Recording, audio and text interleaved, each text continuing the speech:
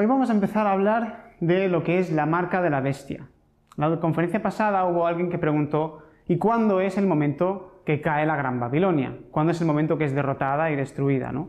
Pues hay unos pasos previos a que sucedan los acontecimientos finales que están profetizados, ¿no? Entonces, nosotros para ir viendo esos acontecimientos tenemos que ir gradualmente por el tiempo, ¿no? Y esto es lo que vamos a analizar. Aquí vemos dos poderes, bueno, en concreto tres. Y veis que hay cosas semejantes que se repiten. Un poder a la izquierda, con una cúpula y un obelisco. Y otro a la derecha, con una cúpula y con un obelisco. Entonces, ¿qué relación tienen estos dos poderes y este que está en medio de aquí? Que digamos que es uno de los símbolos más famosos para lo que son las sociedades secretas, ¿no?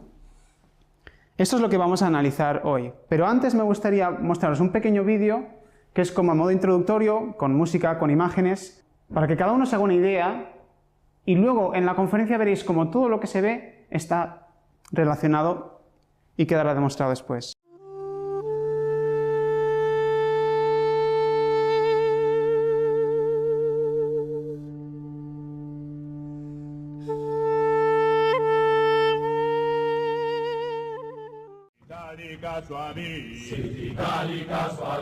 Nostro bonus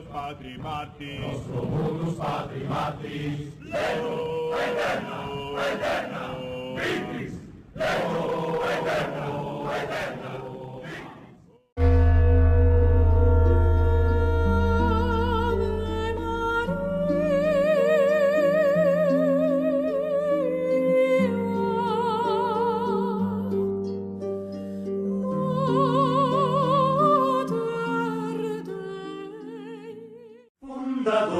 Sois Ignacio y general de la compañía real que Jesús con su nombre distinguió, la legión de Loyola con fiel corazón.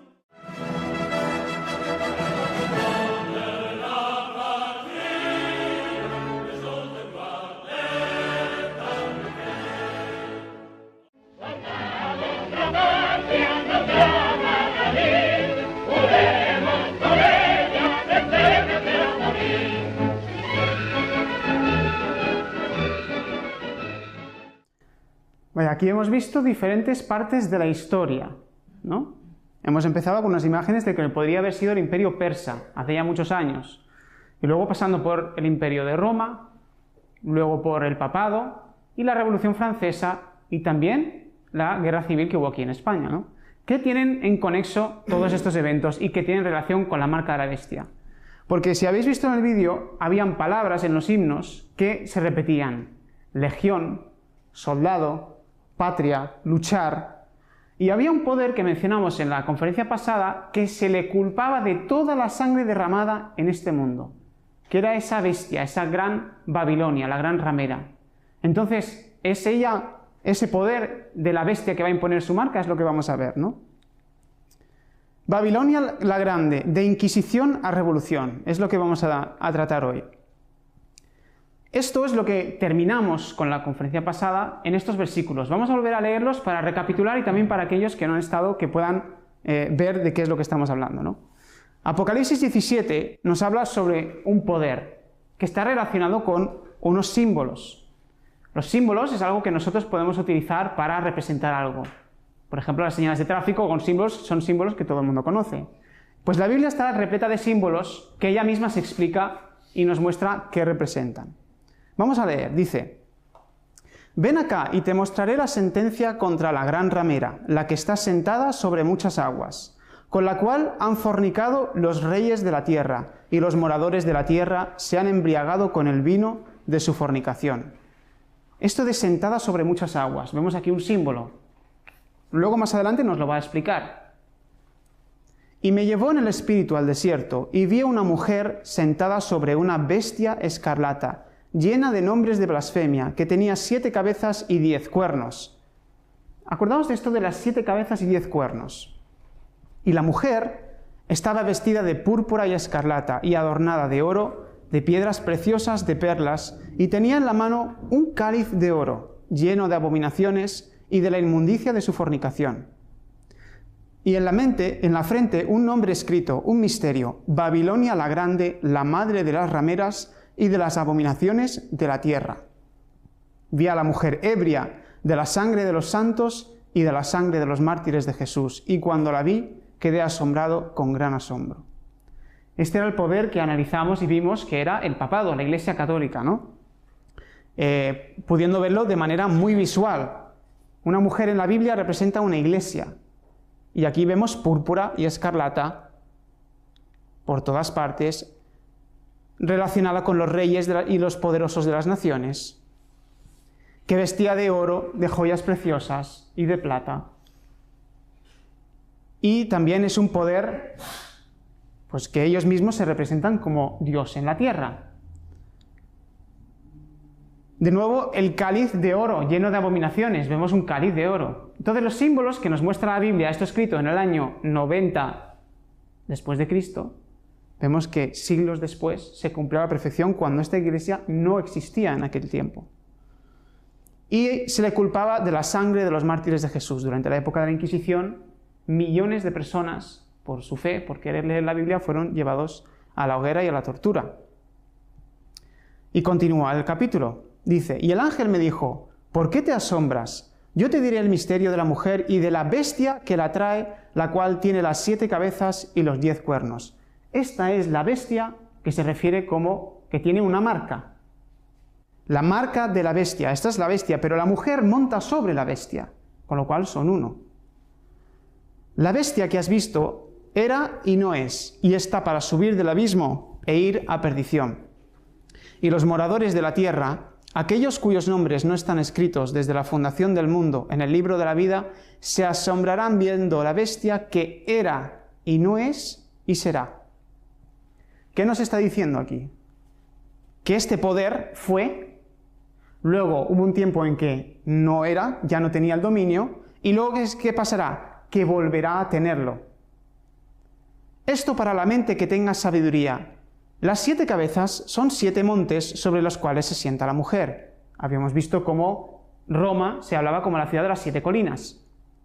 Y los 10 cuernos que has visto son 10 reyes que aún no han recibido reino, pero por una hora recibirán autoridad como reyes juntamente con la bestia. Estos tienen un mismo propósito y entregarán su poder y su autoridad a la bestia. Pelearán contra el Cordero y el Cordero los vencerá, porque Él es Señor de señores y Rey de reyes, y los que están con Él son llamados y elegidos y fieles.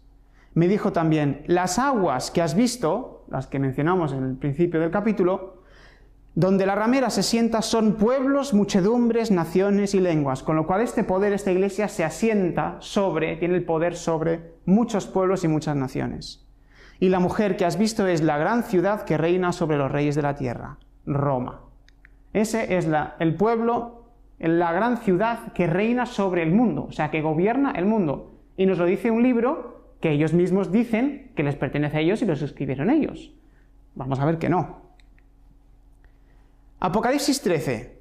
Todo el mundo conoce la historia de la marca de la bestia, o digamos quizá como un mito o un cuento, ¿no? De que va a haber una marca que si no podrás ni comprar ni vender. Pero es que en el capítulo en el que está no habla solo de una bestia, sino que habla de 2. Pues la marca de la bestia implica 2 bestias. Con lo cual, pues, por cuestión de tiempo, hoy vamos a analizar una de ellas, para ver cómo van a trabajar las 2 para llevar adelante ese plan de marcar a la humanidad entera. Con lo cual, vamos a leer el capítulo entero de Apocalipsis 13 y luego entraremos en materia. Me paré sobre la arena del mar y vi subir del mar una bestia. ¿Sobre quién estaba sentada la mujer de la bestia? Sobre muchas aguas. Y del mar, de nuevo ese mismo símbolo nos aparece. ¿Está hablando del mismo símbolo? O sea, de lo que es el mismo poder. Vamos a ver. Una bestia que tenía 7 cabezas y 10 cuernos, y en sus cuernos 10 diademas y sobre sus cabezas un nombre blasfemo. Pues la gran ramera estaba sentada sobre esta bestia. Y la bestia que vi era semejante a un leopardo, y sus pies como de oso, y su boca como boca de león. Y el dragón le dio su poder y su trono y grande autoridad. El dragón en la Biblia es Satanás.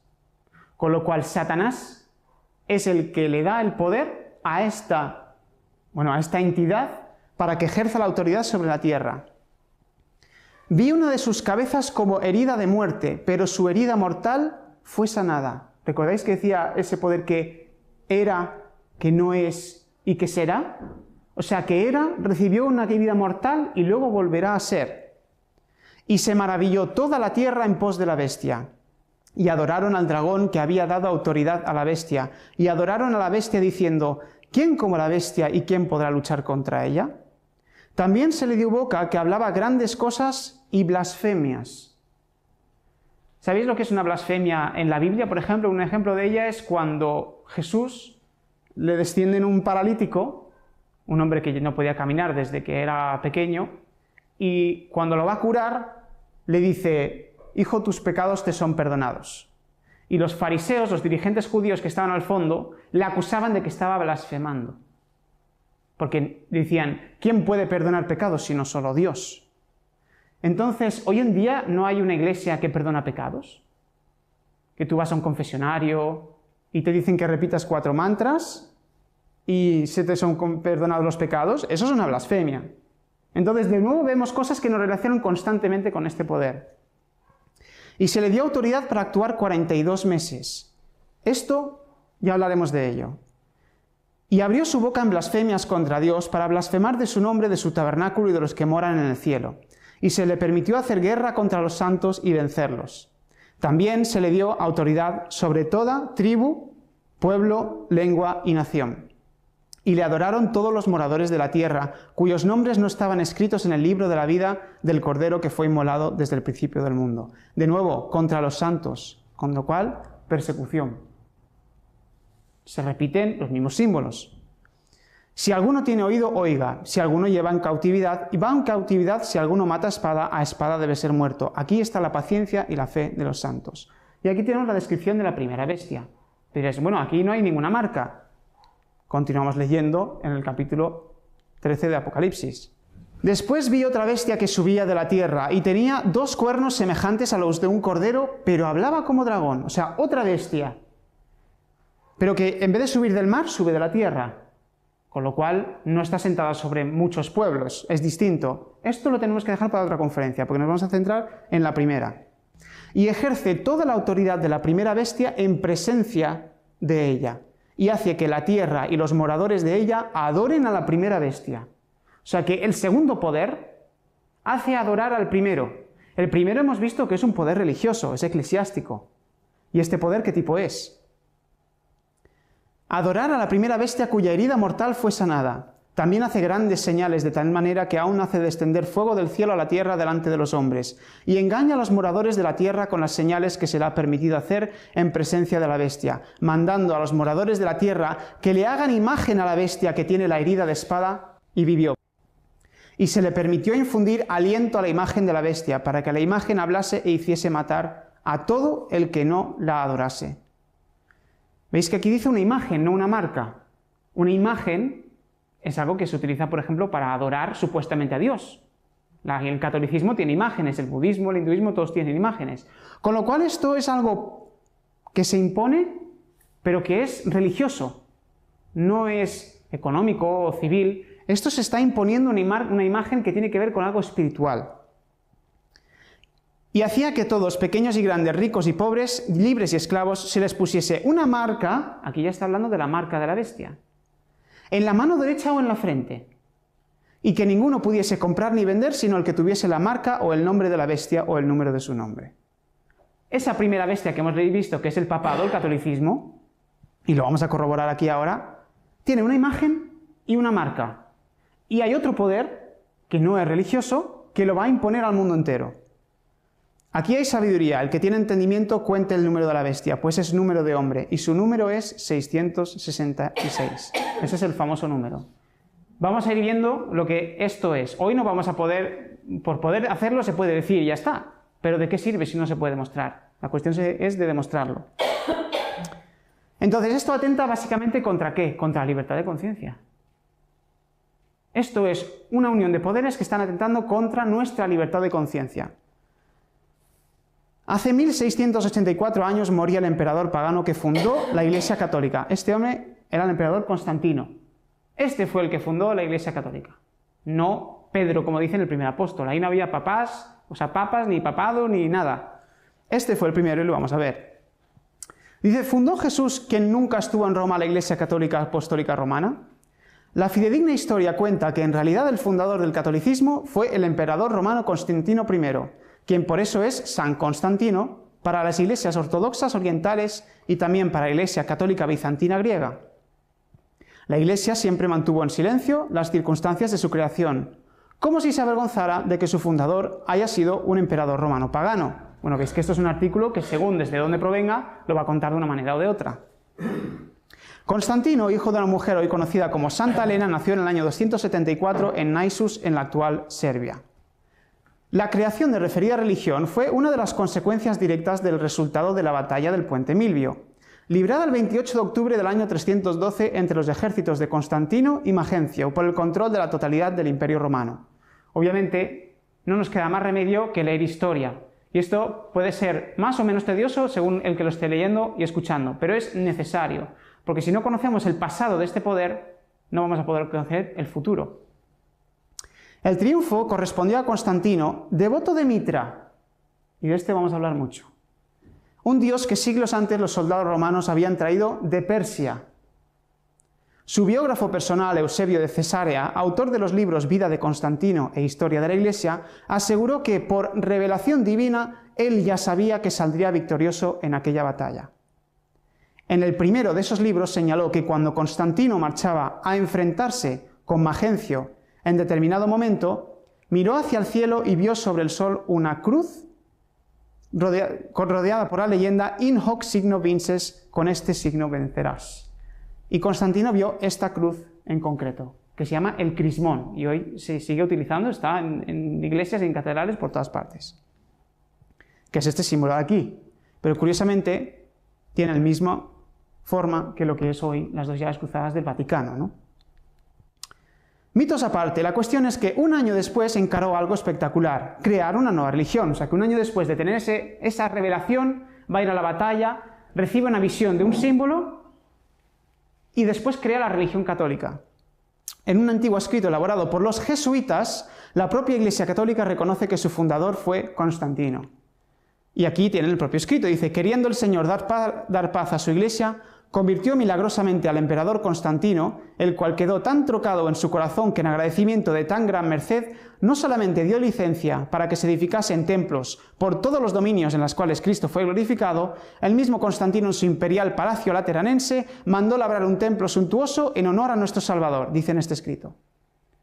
Pues leímos en la conferencia pasada que Jesús, cuando le vinieron los discípulos diciendo, mira maestro, nuestro templo, qué maravilla, esas piedras y todo, y Jesús dijo, no quedará piedra sobre piedra que no sea derribada.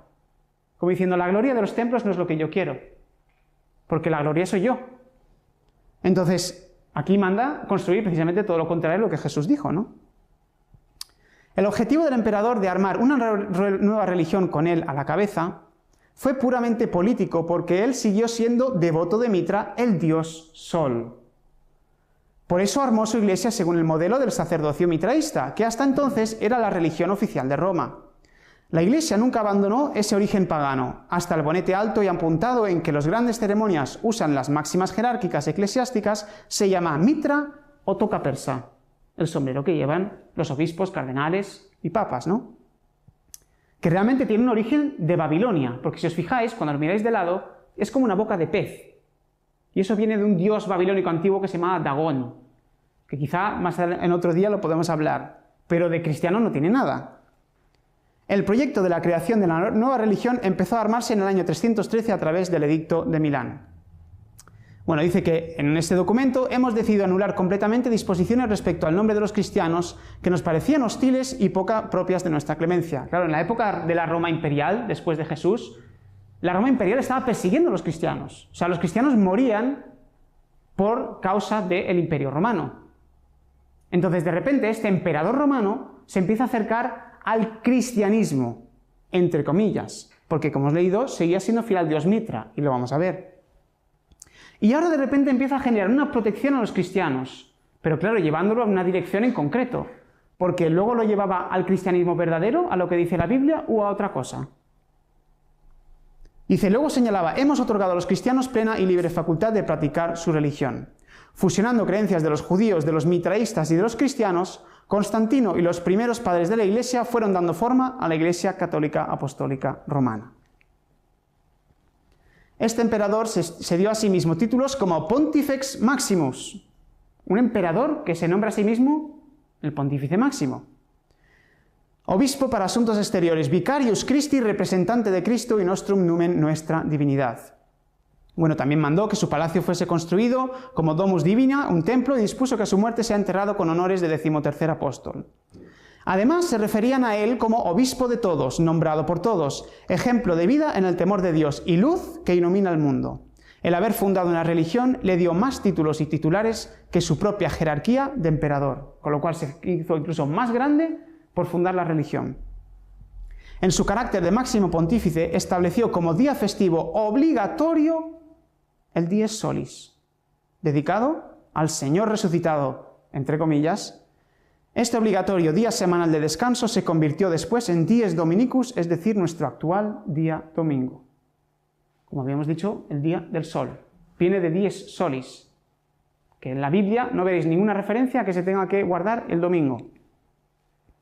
Como quedó señalado, lo extraño de este personaje fue que, siendo fundador de una nueva religión hasta el final, le siguió siendo fiel al dios Mitra. No se bautizó con el bautismo que había en aquella época hasta que estaba en el lecho de muerte, porque él era fiel a su dios Mitra. Recién se convirtió y se bautizó cuando presintió que sus días ya estaban próximos a terminar. Este es el dios Mitra, ¿de acuerdo? Ya le diréis, bueno, ¿qué tiene que ver todo esto? Hasta puede resultar aburrido. Vais a ver que luego no tiene nada aburrido, porque es que nos ha afectado hasta en nuestros días más cercanos. Este señorito de aquí. Y en concreto, ese sombrerito que lleva. Y diréis, ¿qué tendrá que ver el gorrito? Pues el gorrito que lleva encima es el que nos va a unir todo lo que hemos visto en los primeros vídeos. El dios Mitra, bueno, un dios indo-iraní en la antigua Persia, ya mencionado en el 1400 a.C., o sea, 1400 años antes de Cristo. Responsable de dar protección entre los enemigos, y era el dios de los juramentos, las promesas, los contratos. Este mismo dios estaba en la India, o sea que también es un dios hindú, con lo cual este es un dios solar, pero que está en varias culturas mezclado. También los griegos lo adoraban. Y aquí empieza algo interesante. Dice, en contraposición con las creencias romanas que emanaban del Olimpo griego, donde se pactaba con los dioses para recibir un bien o una compensación, a finales del siglo II a.C. comenzaron a extenderse los cultos monoteístas, sobre todo los orientales o mistéricos, que fueron recibidos en Roma como una bocanada de aire fresco. El mitraísmo daba a los romanos, especialmente a los soldados que vivían situaciones de continuo peligro, un nuevo sentido a su existencia, anunciando otra vida después de la muerte y asegurando a sus fieles la inmortalidad en el otro mundo. Se cree que fue a partir del año 62 cuando los romanos incorporaron su culto al panteón de dioses patrios, posiblemente tras las campañas orientales contra los partos y los disturbios de Jerusalén, quizás también por la masiva llegada a Roma de esclavos procedentes de esas regiones, o bien por directa influencia griega, donde ya Alejandro Magno se sintió atraído por lo exótico del nuevo culto, que hasta le llevó a adoptar la costumbre oriental de portar una antorcha con el fuego sagrado delante de los cohortes macedónicas. Esa costumbre, como manifestación de la perpetuidad del poder, la asimilaron también los romanos. ¿Qué tendrá que ver la antorcha con todo esto? El fuego, recordemos que es el dios solar. La antorcha tiene mucho que ver y lo vamos a ver más adelante. Entonces, digamos que la Roma imperial, que estaba plagada de diferentes dioses al que tenían que hacer pactos y todo tipo de cosas, de repente llega un dios que se les introduce dentro de su religión que les aporta la vida eterna, con lo cual era como una bocanada de aire fresco, como dice aquí, para el ejército romano. El mitraísmo poseía una solidez religiosa que durante casi 5 siglos compitió contra otras religiones nacientes, y aunque no fue un culto de masas, a finales del siglo I su culto estaba ampliamente arraigado, sobre todo entre la milicia y los comerciantes romanos. O sea que no era una religión como hoy podemos pensar una religión que la cree todo el mundo, sino que estaba reservado a un grupo pequeño. Y nos dice quiénes, entre la milicia y los comerciantes. O sea, entre el dinero y el poder. El ejército y la economía. Esos eran los que estaban adorando a este dios, y eran un grupo reducido. Los romanos, pese a que mantuvieron su apariencia, el gorro frigio persa o medo, además del pantalón propio iraní, el anaxirides, una túnica corta, manicata y una capa, proveyeron a este dios de características alejadas del vedismo hindú y de los persas, y a partir de él lo transformaron en una religión conocida como mitraísmo, con un fuerte carácter esotérico. Se basaba ¿En qué? En sociedades secretas. Y aquí es donde empezamos a entrar en el tema. ¿Qué tiene que ver las sociedades secretas con el catolicismo? Cuyo credo iniciático exaltaba el coraje, la honestidad y el arrojo personal. Ello propició una fuerte inserción en las regiones romanas. En su versión romana, el mito refiere a Mitra en el origen del tiempo, que nació de una roca o en una cueva al borde de un manantial. Nace por su propia voluntad y ve la luz en el solsticio de invierno, portando ya en sus manos una daga y una antorcha. De nuevo la antorcha. Hasta él acuden unos pastores para adorarlo, guiados por una estrella.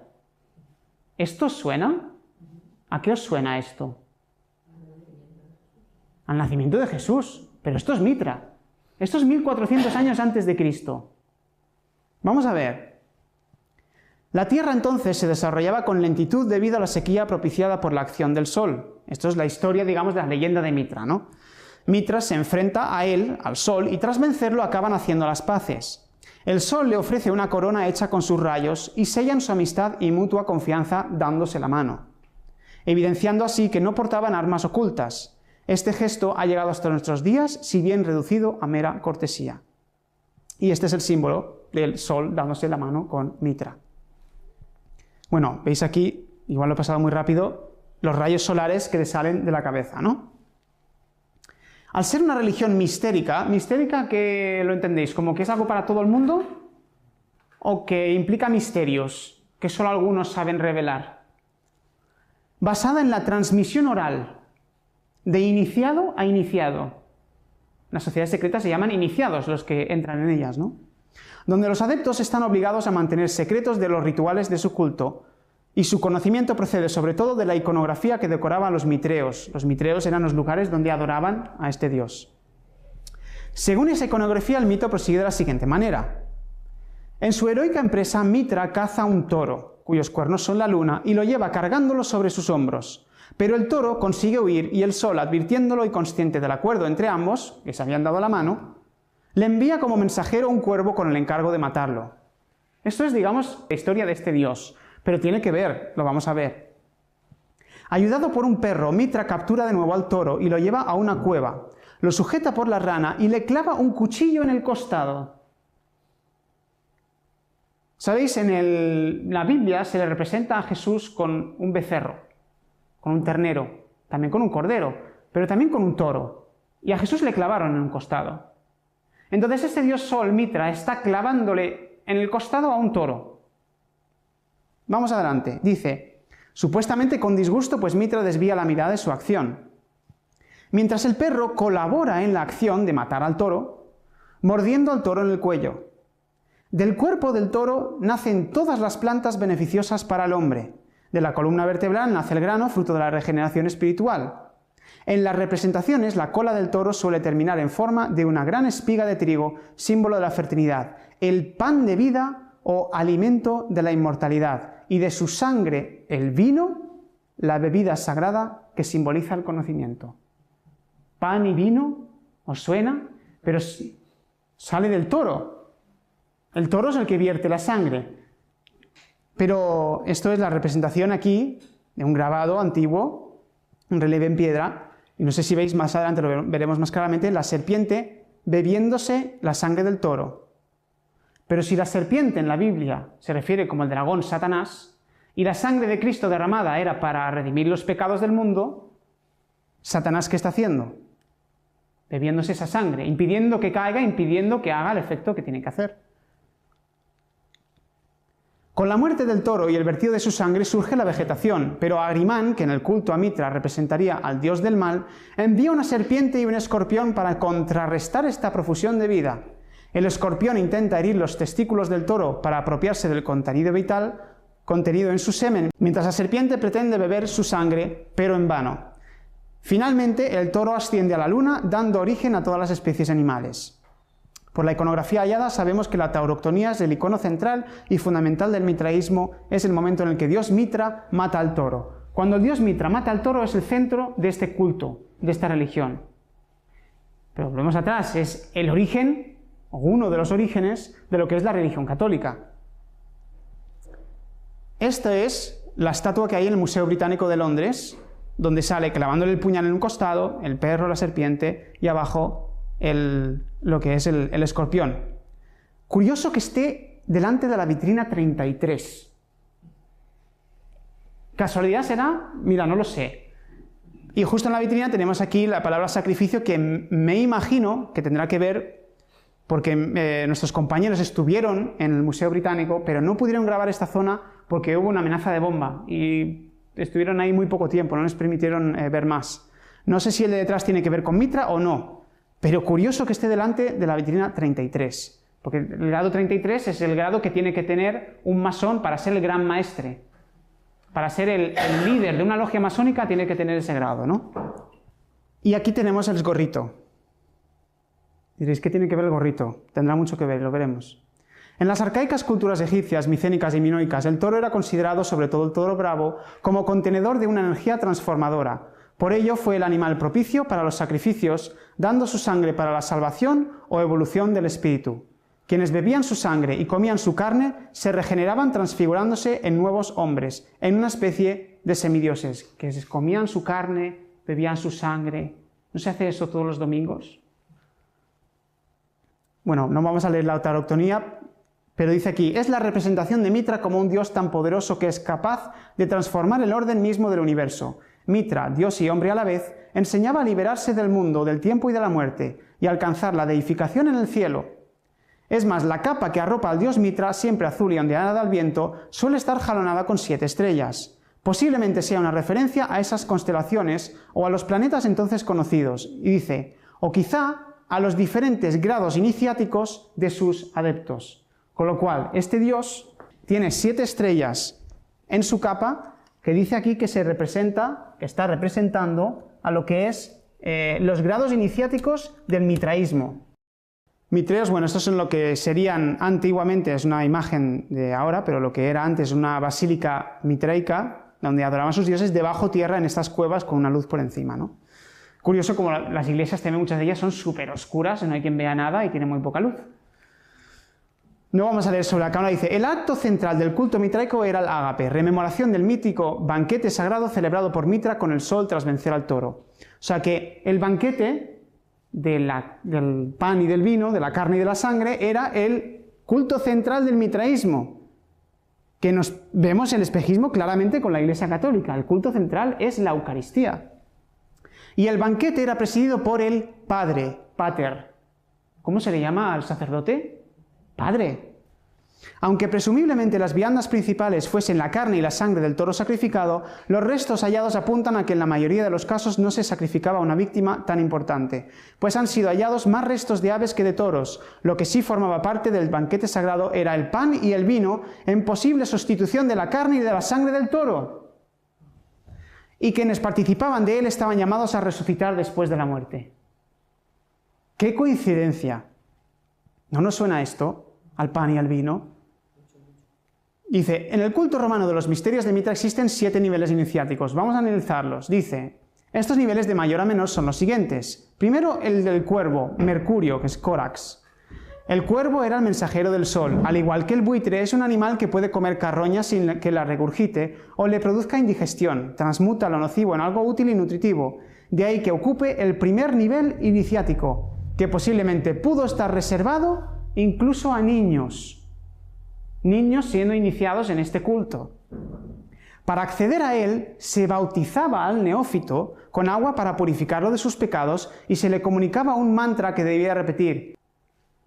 Con este acto de iniciación se simbolizaba la muerte del adepto en este mundo y su entrada a una nueva vida espiritual. Su función en las reuniones era la de los servidores en el culto. ¿Nos suena?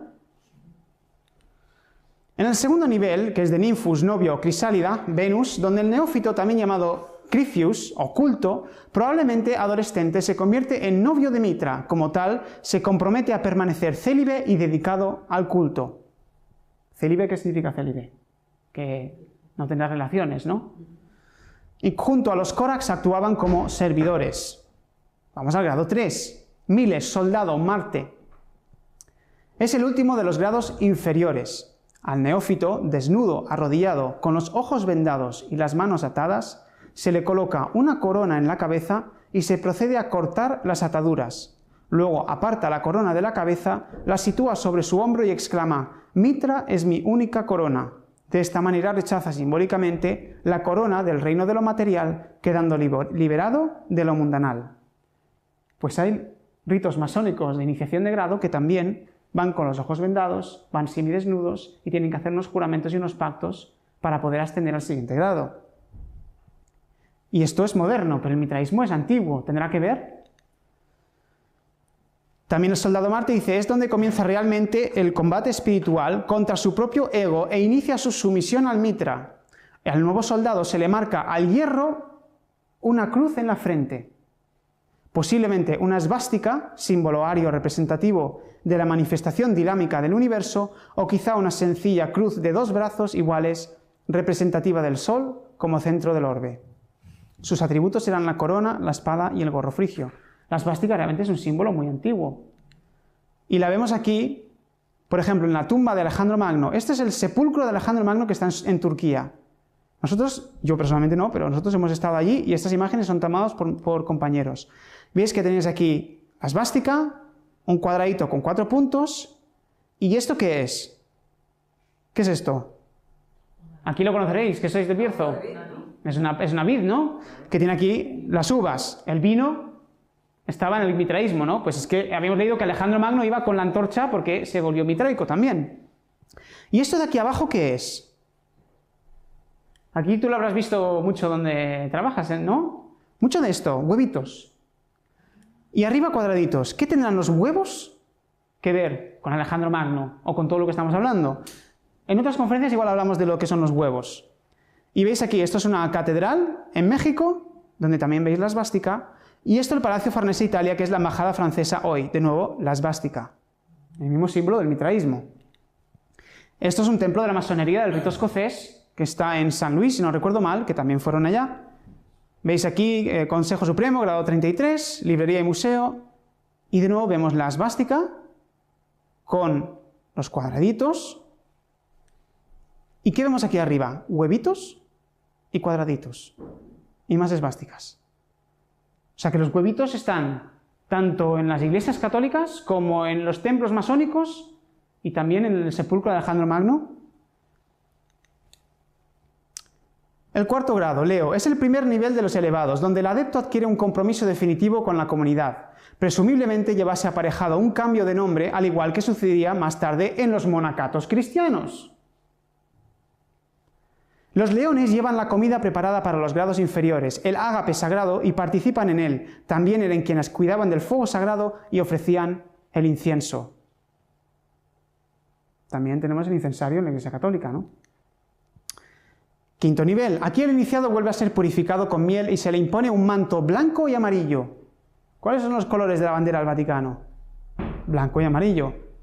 Como símbolo se le entrega una daga que representa la usada por Perseo para decapitar a la gorgona. Bueno. Y el 6º. En este nivel el iniciado es el representante del sol en el banquete sagrado. Se sienta junto al pater que preside en representación de Mitra. Se caracteriza porque va vestido con una túnica roja, color del sol y de la sangre.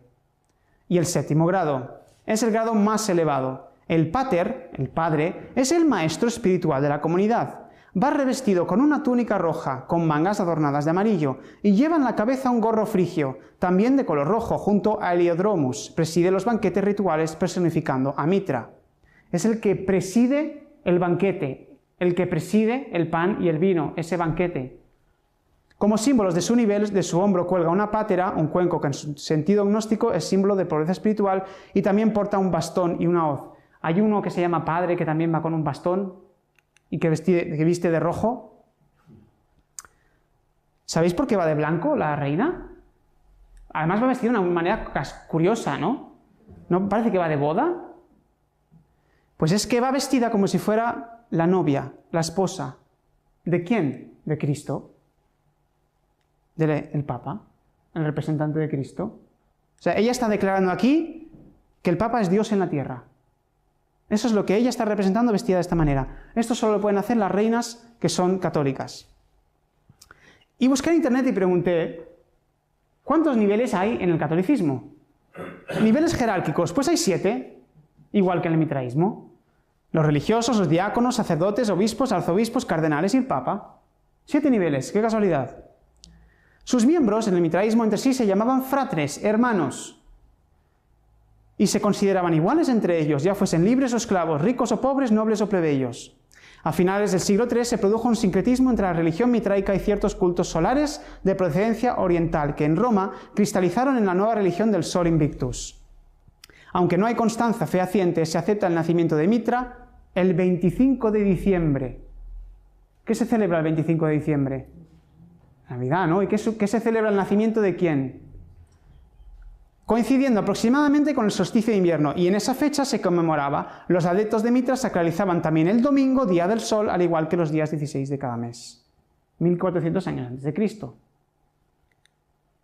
Aquí están los datos. Vamos a entrar en materia. Gran Logia Provincial de Baleares. Aquí nos dice Sol Invictus. ¿Qué significa Sol Invicto? Una deidad solar venerada en el Imperio Romano a partir del siglo III después de Cristo. Su festival más notable se celebraba el 25 de diciembre, el dios Sol, coincidiendo con el solsticio de invierno, y se considera que influyó en la elección de la fecha del nacimiento de Jesucristo. Pues la Biblia dice lo contrario, que nació entre septiembre y octubre, con lo cual ¿a quién está adorando aquí? Sol Invictus se representa con un halo radiante y comparte similitudes con otras deidades solares, reflejando la veneración universal del Sol en diferentes culturas. Y en su página nos ponen esta imagen, que es la imagen que representa al Sol Invictus, al dios Sol. ¿Nos suena? De nuevo. Y este de abajo encaja perfectamente con el símbolo de los jesuitas, que hablaremos de ellos, porque hemos visto su himno al principio de la conferencia, ¿no? Universidad de Chicago. Vamos a ver este documento donde nos dice esta cosa breve. Según las tradiciones persas, el dios Mitra fue encarnado en la forma humana del Salvador esperado por Zaratustra. Mitra nació de Anaíta, una madre virgen inmaculada, una vez adorada como una diosa de la fertilidad antes de la reforma jerárquica. Los príncipes armenios de Armenia eran todos sacerdotes de Mithras, y todo un distrito de esta tierra estaba dedicado a la Virgen Madre Anaíta. Muchos mitreums o templos mitraicos fueron construidos en Armenia, que siguió siendo uno de los últimos bastiones del mitrarismo. El mitrareum más grande del cercano oriente fue construido en el oeste de Persia, en Kangabar, dedicada a Anaíta, la Virgen Inmaculada, Madre del Señor Mitra, la Madre de Dios. Y esta es la diosa Anaíta. Que ahora diréis, vale, ¿qué tiene que ver todo esto con la marca de la bestia? Todo encajará, os lo aseguro. Diosa persa de las aguas y sanación y la sabiduría. La veis aquí, con alitas y con 2 leoncillos al lado. ¿No suena? Esta mujer, con los rayos solares en su cabeza, igual que Mitra, y con las estrellas de 8 puntas, que también simbolizan mucho. Y si os fijáis, con una corona, igual que tenía la diosa Anaíta, reina del cielo, la diosa madre. Constantino el Grande. Vamos a hacer un repaso breve para poder continuar con lo que es ese gorrito que nos lo va a unir todo.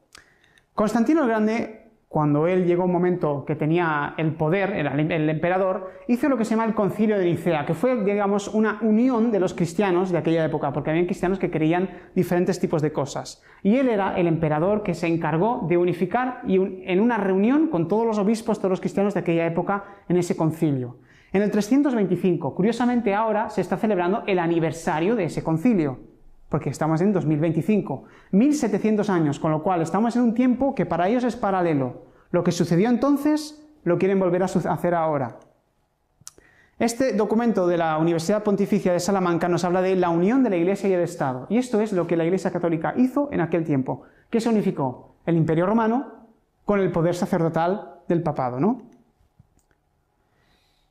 Bueno, vamos a pasarlo brevemente porque dice aquí, básicamente, que Constantino unificó en aquel momento como emperador del poder legislativo imperial con la religión católica. Y eso fue unir a un poder y generar algo que nunca se había establecido. Entonces dice aquí que estableció el Concilio Ecuménico de Nicea en 325. Por esto, inmediatamente después de la celebración del Concilio de Nicea del 325, Constantino puso en ejecución el destierro de Arrio y de los cabecillas de la herejía. Asimismo, prohibió la actividad de los arrianos y toda clase de lo que son los diferentes credos cristianos de aquella época. Y habían unos que eran arrianos, que tenían otra creencia, que ellos no estaban de acuerdo y no quisieron ir a favor de lo que estaba diciendo el Imperio Romano en aquel momento. Pero la Roma imperial se traspasó luego finalmente a lo que es la papal. Y esto está profetizado en la Biblia, que nos dice así: la cuarta bestia será un cuarto reino en la tierra, el cual será diferente de todos los otros reinos, y a toda la tierra devorará, trillará y despedazará. O sea, un poder que iba a destrozarlo todo. El Imperio Romano fue de los más agresivos que hubo, ¿no? Y los 10 cuernos, ¿recordáis lo de las 7 cabezas, los 10 cuernos? Se nos repite el símbolo. Significan que de aquel reino se levantarán 10 reyes, y tras ellos se levantará otro, el cual será diferente de los primeros, y a 3 reyes derribará. Y hablará palabras contra el Altísimo, y a los santos del Altísimo quebrantará, y pensará en cambiar los tiempos y la ley, y serán entregados en su mano hasta tiempo y tiempos y medio tiempo. Todo de golpe diréis, ¿esto cómo lo entiendo? Está diciendo que de los 10 poderes, de estos 10 reinos, se iba a levantar uno, que iba a ser diferente de los demás, y que 3 se iban a derribar. Pues curiosamente, aquí en la bestia de los 10 cuernos representados, esta era la bestia de la Roma imperial. De estos 10 cuernos, estos 10 reinos, 3 se iban a derrumbar, y de esos 3 se iba a erigir uno, que se llama el cuerno pequeño. Pues curiosamente, en aquella época, la Roma imperial estaba decayendo y quedaban 10 imperios que conformaban lo que es la Europa de aquella época. Eran 10 reinos, pero habían 3 que eran arrianos. Eran aquellos que seguían a Arrio, los que no querían ir conforme al concilio de Nicea, porque tenían otras creencias. Y estos 3 imperios fueron derrotados por el Imperio Romano. Nos lo decía la profecía, y 10 cuernos significan que de aquel reino se levantarán 10 reyes, y tras ellos se levantará otro, el cual será diferente de los primeros, y a 3 reyes derribará.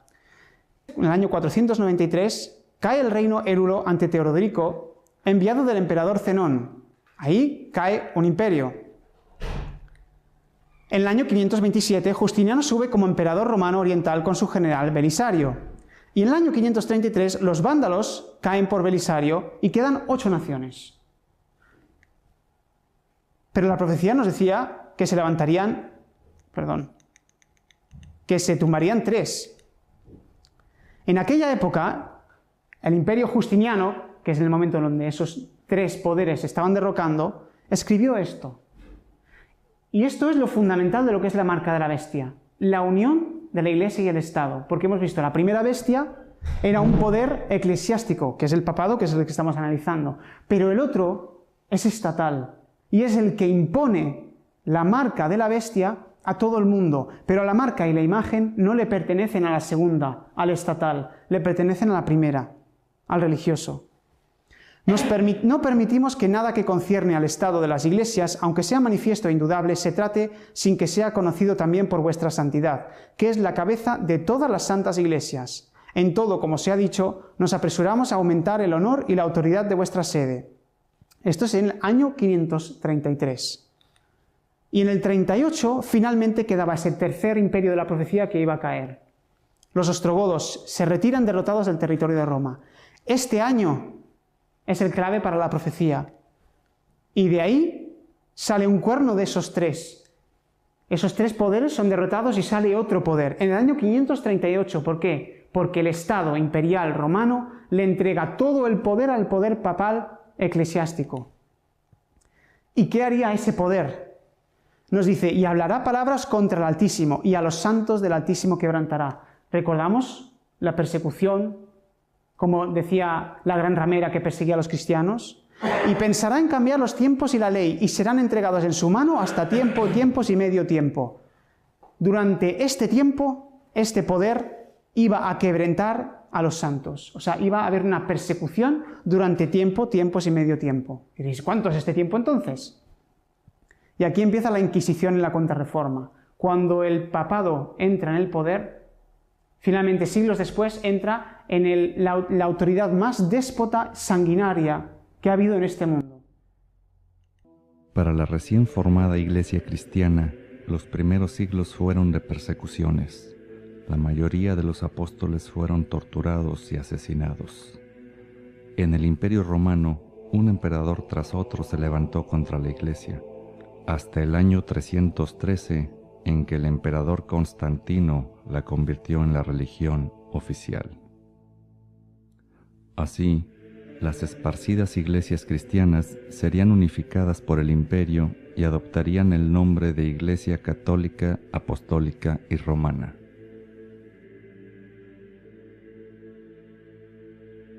A la vez que la Iglesia avanzaba protegida por el imperio, se fue mezclando con él, volviéndose una entidad política poderosa y suplantando al pasar de los siglos la palabra de Dios por tradiciones, ritos y supersticiones. Antes de 10 siglos, la Iglesia era ya dominada por el mundo. Habían bloqueado el acceso a la Biblia y perseguían a muerte a quien intentara traducirla del latín. Vendían los mejores puestos eclesiásticos e inventaron el purgatorio y la venta del perdón de los pecados por medio de las indulgencias. Cuando la oscuridad dominaba a la Iglesia católica, Dios levantó de entre ellos a los reformadores.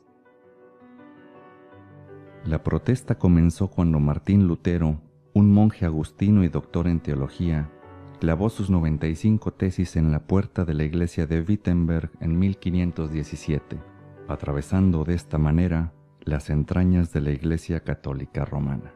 El Papa León X hizo caso omiso al documento diciendo que era un borracho alemán el que hizo las tesis. Mientras tanto, Lutero tomó parte en la convención agustina en Heidelberg y acudió a un debate en Leipzig. En el curso de la controversia por las indulgencias, el debate se elevó hasta el punto en que puso en duda el poder y la autoridad absoluta del Papa, declarando que de acuerdo a la Biblia, el papado no formaba parte de la inmutable esencia de la Iglesia original, que no existía tal cosa como la custodia de las llaves del cielo, ni tenían poder alguno sobre el perdón de Dios. Lutero profundizó aún más en sus estudios y enseñanzas de la Biblia, dedicándose a desmentir con ella muchos de los engaños de la Iglesia romana.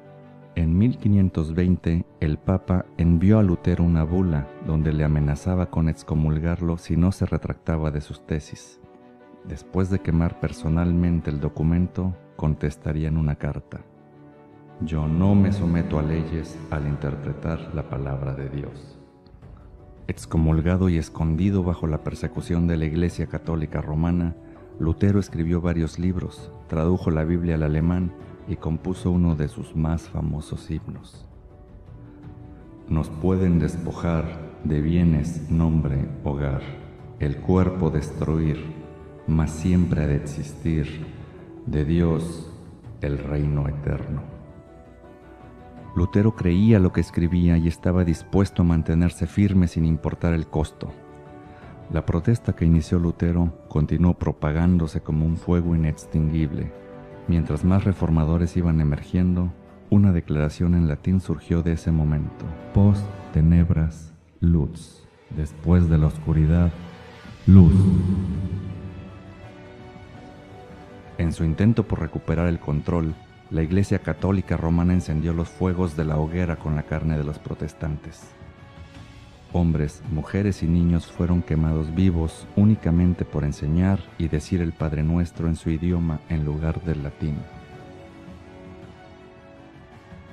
En Inglaterra, William Tyndale fue llevado a la hoguera en 1536 por traducir e imprimir el Nuevo Testamento en inglés.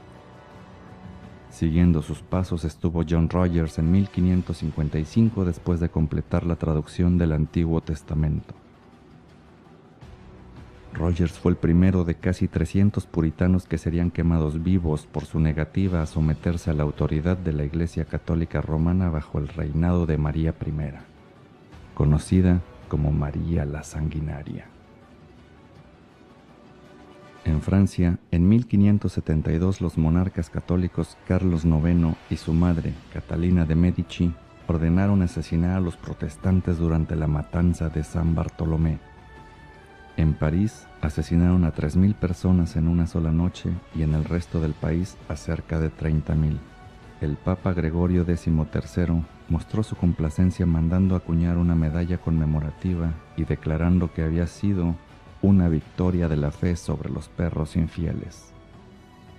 Mientras la sangre seguía derramándose en las calles y las amenazas continuaban llegando desde Roma, los protestantes continuaron predicando e imprimiendo la palabra de Dios.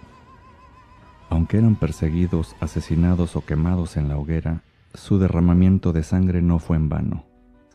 Tertuliano lo había dicho siglos antes: la sangre de los mártires es semilla de nuevos cristianos.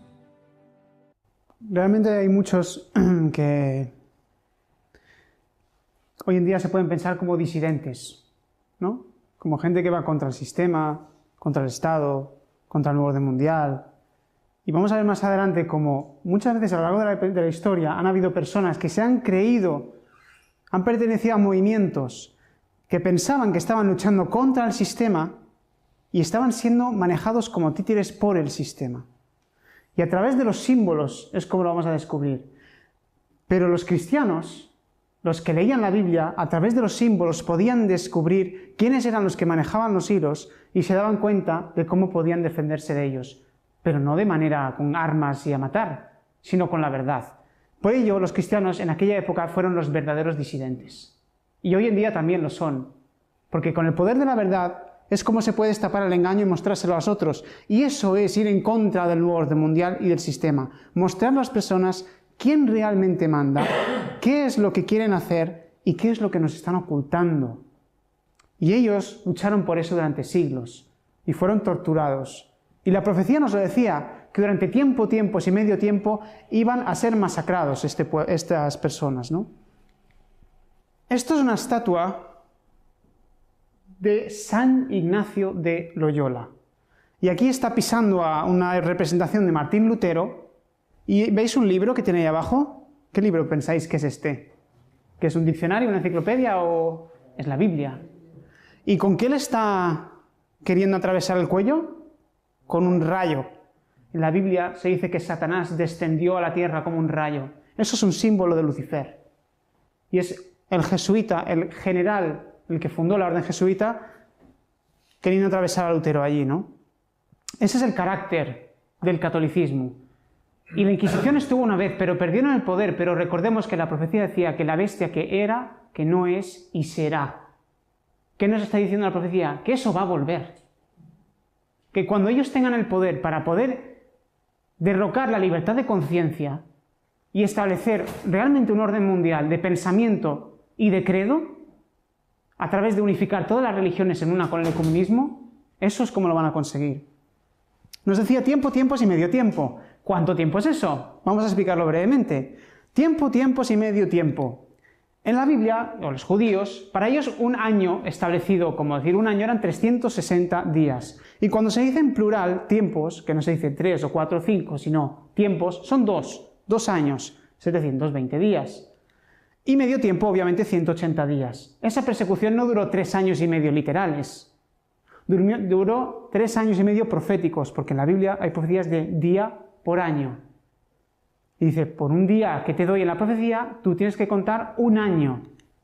Con lo cual son 1260 días, que son 1260 años. ¿Desde cuándo? ¿Qué año fue el que cayeron esos 3 poderes, que salió ese cuerno pequeño, que volvió a coger el poder y que el Imperio Romano se unió literalmente con la Iglesia, ¿no? La Iglesia y el Estado? Fue el año 538. Más 2260 años nos lleva a 1798. Esto es una profecía de tiempo. Entonces, en la Biblia mucha gente la puede interpretar de muchas maneras. Hay diferentes símbolos, tú puedes decir yo creo que esto es lo otro, tal, pero cuando hay una profecía de tiempo, clava la profecía de tal manera que ya no se puede mover, no lo puedes quitar del sitio, no puedes decir, no, es que este símbolo representa aquello, no, porque hay una profecía de tiempo que fija la profecía y te dice, esto es la interpretación. ¿Qué pasó en 1798? Porque nos decía, vi una de sus cabezas como herida de muerte, pero su herida mortal fue sanada. O sea, que iba a recibir ese golpe, el papado iba a recibir un golpe que iba a perder el poder, aparentemente, y luego lo iba a recuperar. 1798. El general Berthier, por orden de Napoleón, encarcela al Papa Pío VI. ¿Sabéis la Revolución Francesa? Lo que ocurrió, que se generó un movimiento de ateísmo absoluto, razón absoluta, nada de religión y perseguir todo lo que tenga que ver con el cristianismo, sea católico o no. Hasta matarlos, degollarlos y hacer todo lo peor. Pues el Papa fue encarcelado, fue arrestado, digamos, secuestrado y finalmente murió en la cárcel. Y el papado recibió ese golpe mortal que parecía que no se iba a levantar en la Revolución Francesa. ¿La profecía fue exacta o no fue exacta? 1260 años, 538 a 1798. Y decía que esa herida iba a ser sanada y se comenzó a sanar. Poco a poco el papado fue recuperando el poder, el papa fue el que coronó a Napoleón de emperador, y en el Tratado de Letrán de 1929, Mussolini, ¿qué es lo que hace Mussolini? Le entrega al papado el Estado Vaticano como Estado soberano y un país. O sea, que una cosa que antes no tenían, de repente tienen una nación. Una nación en el mundo que es iglesia y Estado a la vez. Que el Papa es pontífice, pero también es presidente, digamos. Es el Vaticano. El país, el Estado del Vaticano. Y ahora entramos en materia. Que esto es lo que nos va a unir todo, para luego continuar. Esto es, digamos, el símbolo de la Revolución Francesa. Entonces, la Revolución Francesa, que fue la que le pegó el golpe, digamos, ese mortal a la bestia, ¿fue por casualidad o fue orquestado? Este es el símbolo típico que se conoce, pero ¿qué es lo que lleva en la cabeza? Un gorro frigio, igual que Mitra, el dios solar que estábamos analizando antes. ¿Y qué pasó en la Revolución Francesa? Lo que cogen es una mujer llamada Sofía, que era cantante de ópera, y la meten en el Parlamento francés y la entronizan como diosa de la razón. Y dicen, ya no queremos religión, Dios no existe, nosotros somos una nación atea, que nosotros lo que vamos a basar nuestra nueva religión, porque fue una religión, en la razón. Que luego, por la razón, masacraron a miles de cristianos, con lo cual mucho sentido común no tenían. Y entronizaron a esta mujer, este es un cuadro representativo de ello. ¿Qué lleva en la cabeza? Un gorro frigio. ¿El catolicismo? ¿El catolicismo provocando la Revolución Francesa? ¿Para generar ellos mismos un golpe para luego transformarlo de otra manera? Porque claro, ¿qué pasó en aquella época? Que antes de la Revolución Francesa, muchos protestantes estaban hartos de ser masacrados por lo que es el papado, por toda Europa y por otras religiones protestantes, y se fueron a Estados Unidos, huyendo, para poder fundar una nueva nación basada en ¿qué? Libertad de conciencia, derechos humanos, libertad de pensamiento, todo lo contrario a lo que había en Europa, que había la imposición del Vaticano. ¿Y qué tiene abajo? ¿Qué está pisando? O sea, que un poder católico pisando un Cristo. ¿Y qué tipo de zapatitos lleva? ¿Quién lleva zapatos rojos? Bueno, estos últimos dos ya no los llevaba, pero Benedicto bien que los llevaba, ¿no? Los zapatitos rojos y anteriores también. ¿Esto se liga todo? Vamos a ver si casa todo. De nuevo tenemos la estatuita del dios Mitra, el dios Sol, con el gorro frigio. ¿Quiénes fueron los principales instigadores de la Revolución Francesa? Pues fueron los jesuitas. Los jesuitas fueron los principales instigadores de la Revolución Francesa. O sea, una orden militar, porque los jesuitas es una orden militar, tiene un general. Lo que pasa es que su manera de actuar no es con armamento y no van vestidos de camuflaje, sino que actúan a través de la traición, del asesinato, de los acuerdos, de la infiltración. Esa es su manera de ejercer. Pero es un poder muy poderoso. Y de hecho, el general de los jesuitas se le llama el Papa Negro, que incluso dicen ellos mismos que manda más que el Papa mismo. Y nos recuerda también al símbolo solar del dios Mitra. Pues ellos estuvieron dentro del movimiento jacobino. ¿Qué era el movimiento jacobino? Nos dice aquí. Los jacobinos eran los miembros del grupo político de la Revolución Francesa llamado Club de los Jacobinos, cuya sede se encontraba en París, en el convento de los frailes dominicos, conocidos popularmente como frailes de la calle Saint-Honoré. Y ellos, ¿cuál es su ideología? Radicalismo, ilustración, nacionalismo, soberanismo, republicanismo, antimonarquismo, antiabsolutismo, anticristianismo, anticatolicismo, todos los antis. Liberalismo, burguesismo, populismo, nacionalismo francés, culto de la razón y del ser supremo, izquierda. Movimiento de izquierdas. Se empezó a promover eso, ¿no? Pero ¿son los mismos jesuitas que están promoviendo movimientos anticatólicos? Pues mirad lo que lleva aquí el símbolo de los jacobinos. Pues un gorro frigio. Voltaire, que era un hombre que escribió mucho en aquella época, escribió artículos, libros en contra del papado, o sea, era anticatólico total de caras afuera, y él era jacobino. Nos dice aquí, Voltaire era un escritor, historiador, filósofo y abogado francés que perteneció a la francmasonería. De nuevo, sociedades secretas y catolicismo juntos. Y figura como uno de los principales representantes de la Ilustración, un período que enfatizó el poder de la razón humana y de la ciencia en detrimento de la religión. En 1746, Voltaire fue elegido miembro de la Academia Francesa, en la que ocupó el asiento número 33. Otra vez el numerito. Sus esfuerzos culminaron en la Revolución de 1973, cuando la Biblia fue descartada y la existencia de la deidad negada. Había dicho: estoy cansado de oír a la gente repetir que 12 hombres establecieron la religión cristiana. Demostraré que un hombre puede ser suficiente para derrocarla. ¿Sabéis quién dijo algo más o menos lo mismo? Marilyn Manson.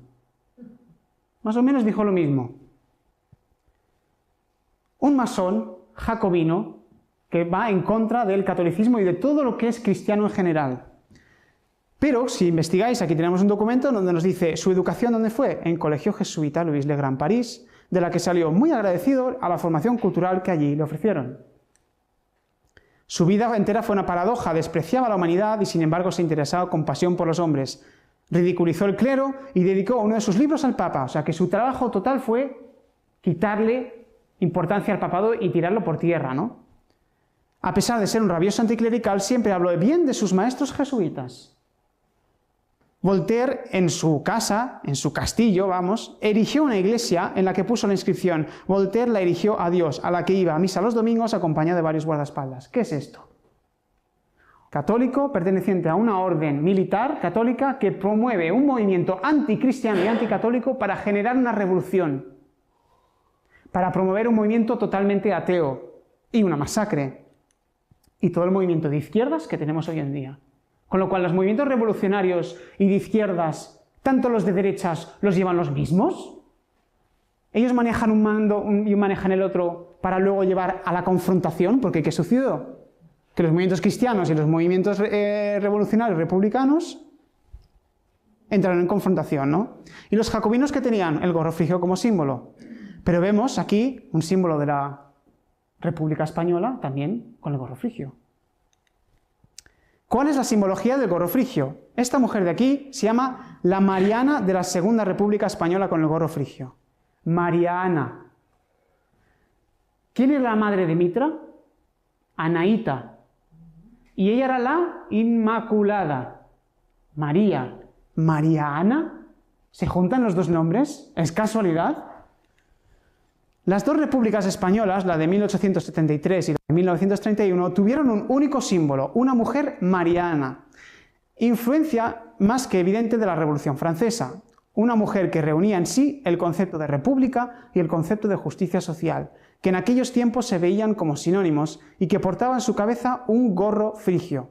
La Mariana de la Primera República lleva en su mano izquierda la balanza de la justicia y en la derecha la ley, representada en la forma de las tablas que Moisés recibió en el monte Sinaí. Aquí la tenemos, la Mariana de la Primera República Española. ¿Veis ese símbolo? Un triangulito. Muy visto en la masonería, ¿no? La Mariana de la Segunda República, por su parte, también lleva la balanza de la justicia y se acompaña por un león, el símbolo de la fuerza. Las dos Marianas de la justicia españolas tienen otra cosa en común. Aparte de la balanza, un gorro frigio, la prenda principal de la Revolución Francesa. Y aquí la vemos. La Segunda Mariana de la República Española. Libertad, igualdad y fraternidad. Lo mismo que la masonería. O sea que aquí estamos viendo que tanto los jesuitas como la masonería, la Iglesia Católica estaba involucrado en estos movimientos revolucionarios. Otra imagen de lo que era este símbolo de la Mariana. ¿Veis aquí que las mujeres la están como adorando, ¿no? ¿Tendrá algo que ver con el feminismo? Más bien sí. Más bien sí. Si centramos la imagen, aquí la tenemos, y a la izquierda tenemos a la Mariana de la Primera República Española y a la Mariana de la Segunda República Española. Si juntamos estas imágenes, ¿no tenemos a Anaíta? Mariana.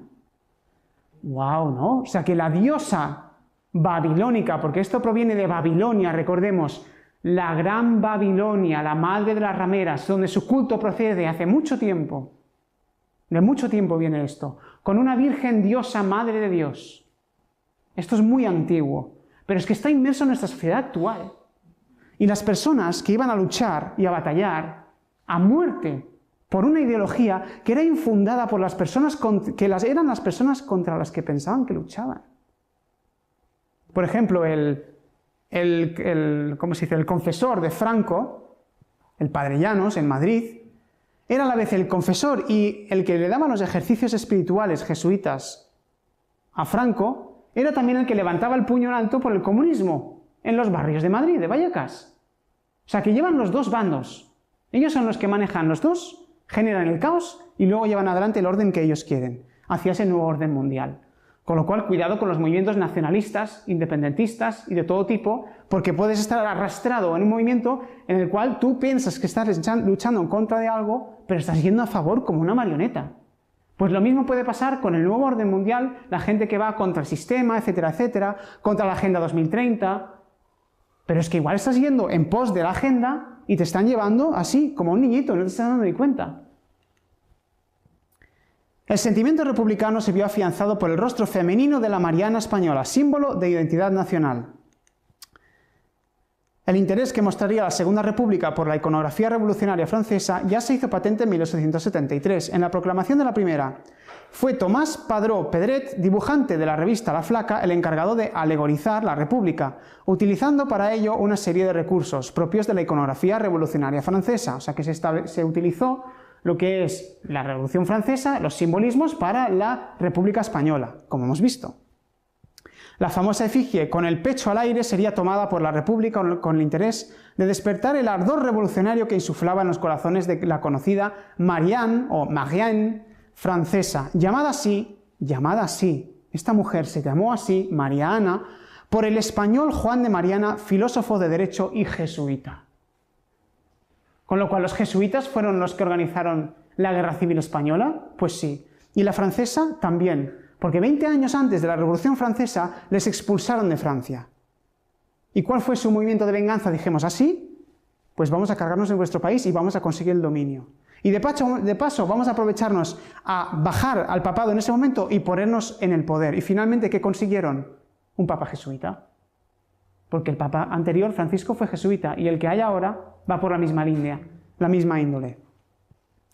La Mariana española de Tomás Padró comparte toda clase de características con su homóloga francesa.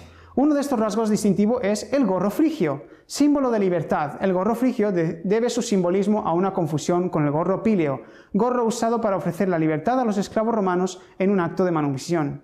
Mariana no solo dio luz a aquellas mujeres que levantaron la República, como Federica Montseny, Clara Campoamor, Victoria Kent o Margarita Nelken, sino a todas aquellas que la construyeron y a las que solo la efigie puso rostro. Feminismo. Promovido por ellos mismos. ¿Con qué intereses? Esta es una de las imágenes de lo que fue la República en aquellos momentos. ¿No suena esta? Y esta de aquí a la izquierda, ¿qué está pisando? Un Cristo. Y si esta está pisando un libro, ¿qué libro está pisando? Es una Biblia. ¿Por qué querrían estos poderes que no leyéramos la Biblia? Todo esto va de esto. Y de una libertad de conciencia que quiere ser pisoteada para establecer un credo único y una marca única, porque todo esto va sobre esto. Pero el gorro frigio representaba a Dios Mitra, que el Dios Mitra lo llevaba en la cabeza, pero en la cabeza también ¿qué lleva? Rayos solares. Y el gorro frigio representaba libertad. Pues si le ponemos unos rayos solares a esta mujer, ¿qué tenemos? Impresionante, ¿no? Pues esta realmente está representando a una diosa también, a una diosa madre llamada Diana. Y se la dio precisamente Francia a Estados Unidos en el 100º aniversario de cuando los Estados Unidos redactaron su constitución. Pero fue el mismo año de la fundación de los Illuminatis de Baviera, creados por los jesuitas. Con lo cual los jesuitas, a través de los Illuminati, están diciendo a Estados Unidos, aquí ponemos nuestro sello. Nosotros vamos a por vosotros. ¿Qué estaba pisando Ignacio Loyola? Un protestante. La nación estadounidense, ¿sobre qué se fundó? Sobre el protestantismo. ¿Huyendo de qué? Del papado. Conociendo que ellos eran la bestia. Pero hoy en día ha cambiado todo mucho eso, y lo vamos a ver. Otro papa, Pitufo. ¡Qué casualidad!, ¿no? Con un gorro frigio. Era el único que lo llevaba rojo, ¿eh? Los demás lo llevaban todos blancos. Pero él era el papa, Pitufo, ¿no? O sea, él, rey... Bueno, es que no puede ser, ¿no? Y otro papa, Noel. También con un gorro frigio. Pero ¿el Papá Noel cuándo viene?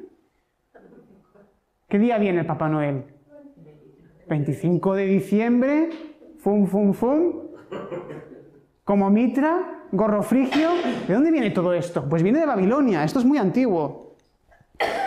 Y otro papa, que este en caso es Clemente, que parece un Papá Noel, tal cual, porque como tiene la línea blanca por abajo, el collarín blanco y todo, desde luego que, para que veáis, ¿no?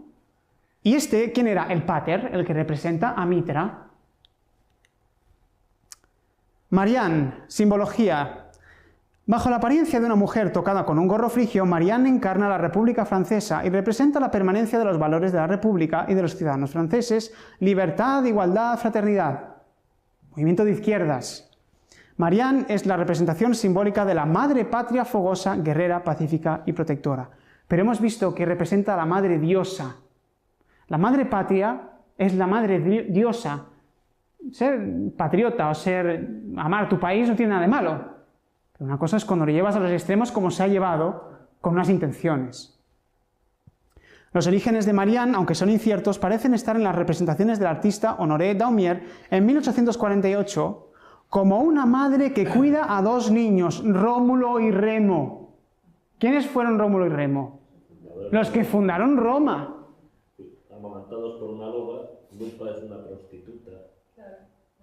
Luperca. De ahí viene la palabra lupanar, que es un prostíbulo. Efectivamente. Esa diosa está representando a una prostituta. ¿Cómo se le llamaba la Gran Babilonia? La Gran Ramera. Madre de las rameras, ¿no? Bueno, fue representado con una madre de dos niños, Rómulo y Remo, o por el escultor francés Roux durante la monarquía de Julio. Bueno, la efigie de Marianne es representativa también de la corriente de masonería liberal conocida como la Gran Oriente de Francia. O sea que también hay una Marianne, digamos, revolucionaria, hay una Marianne pagana católica y hay una Marianne masónica también. La francmasonería jacobino y revolucionaria. Acordaos de lo que dijimos del grado 33. El decorado cambia en consecuencia el oriente donde tiene su sede el venerable. El venerable es el gran maestre, el líder de una logia masónica. Se convierte en la montaña. El propio venerable lleva un gorro frigio. Las sociedades secretas, hubo un momento que el catolicismo, a través de los jesuitas, los quisieron infiltrar. ¿Por qué? Porque la mayoría de ellos eran protestantes, y aunque sabemos que la masonería tiene un trasfondo ocultista y muy oscuro, hay gente que también se iniciaron ahí de buena fe y de buen corazón, y que aún piensan que están haciendo buenas voluntades. Pero en su trasfondo sabemos que es totalmente lo peor. Entonces, ¿qué pasó? Que los jesuitas, a través de los Illuminati, se introdujeron en lo que es la masonería para poder generar todos estos movimientos. ¿De qué? De caos para generar orden. Los sellos se modifican igualmente en el de Ródez. El gorro frigio aparece encuadrado por dos haces y la divisa unión y libertad. Y aquí lo vemos. Y aquí podemos ver donde los jesuitas, donde el papado, el catolicismo, ha ido dejando su sello de sus orígenes oscuros, de sociedades secretas, y donde ellos han ido consiguiendo el dominio. Vemos el escudo de Argentina, con el gorro frigio, y el sol, arriba. El escudo de Bolivia, lo tenemos aquí. Escudo de la República Federal de Centroamérica. Tenemos un triángulo con el centro del gorro frigio. Eso estaba representando al dios Sol, ese triángulo y el ojo. Y de nuevo, el mitraísmo, el dios Sol. Escudo de Colombia, gorro frigio. Escudo de Cuba, gorro frigio.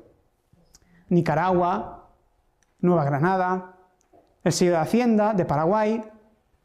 El primer escudo de la República Dominicana y el de Venezuela. ¿Y dónde vemos más? En El Salvador, más claro, un triángulo, una pirámide con un ojo en el centro. ¿Están las sociedades secretas en estos países? Desde luego que sí. Y finalmente, el sello del ejército de los Estados Unidos y el sello del Senado de los Estados Unidos. Ellos querían ponerse aquí. Y aquí están. Y hablábamos de un poder eclesiástico que no tiene un ejército propio, que no tiene, digamos, el poder militar, pero que tendría un brazo, una segunda bestia, un poder militar imperial, y este es el imperio más poderoso de hoy en día, que iba a imponer a todo el mundo la marca de la bestia. Y ellos tienen su sello aquí puesto como que están ya infiltrándose en ese país, que antes eran aborrecidos, pero poco a poco el catolicismo ha ido entrando. ¿Y qué nos decía la profecía?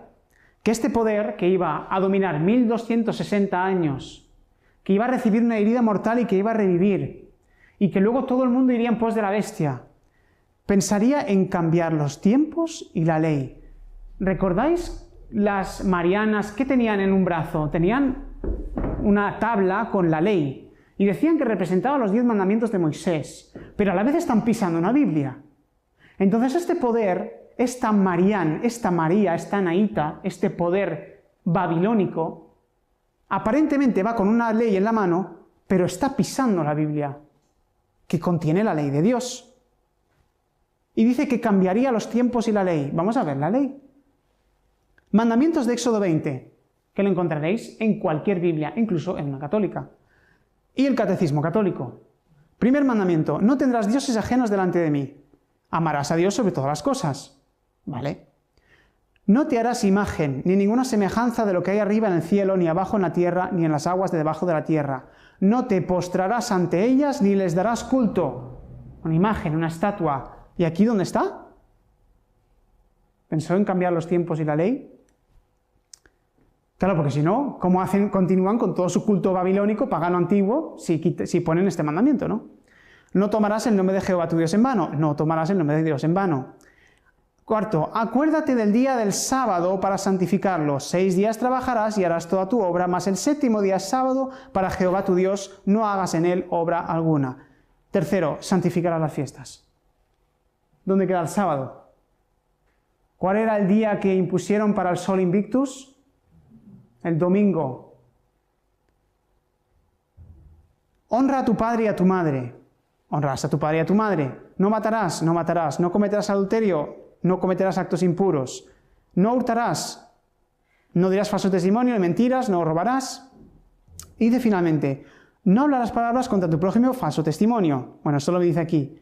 Pero claro, al borrar la segunda, han tenido que desplazar todas para arriba. Y la 10ª, que es no codiciarás cosa alguna de tu prójimo, o sea, no codiciarás en general, la divide en 2, no codiciarás la casa de tu prójimo y no codiciarás nada que sea de tu prójimo. Claro, porque se han cargado un mandamiento, tienen que crear uno de la nada. Y en vez de crearlo, pues dividen uno en 2.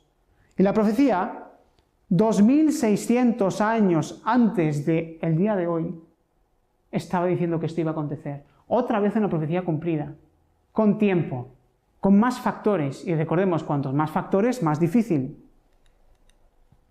Y hoy estamos en el 2025, 1700 años del Concilio de Nicea, y que ahora será primer destino papal de León XIV. ¡Qué casualidad! Pues están intentando unificar a todas las religiones del mundo y también a todas las religiones cristianas. Pero recordad el objetivo, ¿cuál es? Pisar la Biblia. Pisar la Biblia totalmente e imponer al mundo entero una marca. Conclusión. La Biblia profetizaba cómo la Roma imperial iba a convertirse en la Roma papal, uniendo la Iglesia y el Estado. La Iglesia católica, fundada sobre ritos de origen babilónico, perseguiría a todo aquel que leyera la Biblia, incluso infiltrando gobiernos, generando movimientos anticristianos, revoluciones y guerras civiles, orden a través del caos. Finalmente, la profecía nos indica que el Vaticano se unirá otra vez con un imperio, atentando contra la libertad de conciencia, imponiendo la marca de la bestia. Y para terminar, esta encíclica de Gregorio XVI se refiere así sobre lo que es la libertad de conciencia. Tampoco podemos predecir tiempos más felices para la religión y el gobierno a partir de los planes de quienes desean vehemente separar la Iglesia del Estado y romper la concordia mutua entre la autoridad temporal y el sacerdocio. Es cierto que esa concordia, esa unión de la Iglesia y el Estado, que siempre fue favorable y beneficiosa para el orden sagrado y civil, es temida por los desvergonzados amantes de la libertad. ¿Amáis la libertad? Si amáis la libertad, lo último que queréis es que se unifique un Estado con una Iglesia, porque entonces el poder civil, el gobierno, impondrá lo que quiere, una religión, y obligará a todo el mundo a creer en una sola cosa. Ya lo están haciendo. En España ya lo tenemos, casi. Hemos vivido una ley dominical, hemos vivido que todo el mundo se le imponía a ir a la iglesia los domingos. Aquí a la gente se le iba a punta de pistola. Pero ahí estamos hablando de que un contexto va a ser en el mundo entero. Se va a imponer esto. No solo aquí, ya vivimos en un país católico, pero ¿cómo lo harás en China? ¿Cómo lo harás en toda la parte de África? En Estados Unidos. Esta vergonzosa fuente de independentismo da lugar a la absurda y errónea proposición que afirma que la libertad de conciencia debe preservarse para todos. Para ellos es absurdo, es una aberración que tú puedas pensar y creer lo que quieras. Y eso es lo que quieren imponer. De nuevo, remito a la página web donde encontraréis todas las conferencias, y si veis aquí conferencias principales, recomiendo ver, ya sea aquí o en la página de YouTube, las conferencias de introducción que os ayudará a comprender más ampliamente todo esto, ya que aquí, pues no, por cuestión de tiempo, no se puede tratar todos los temas.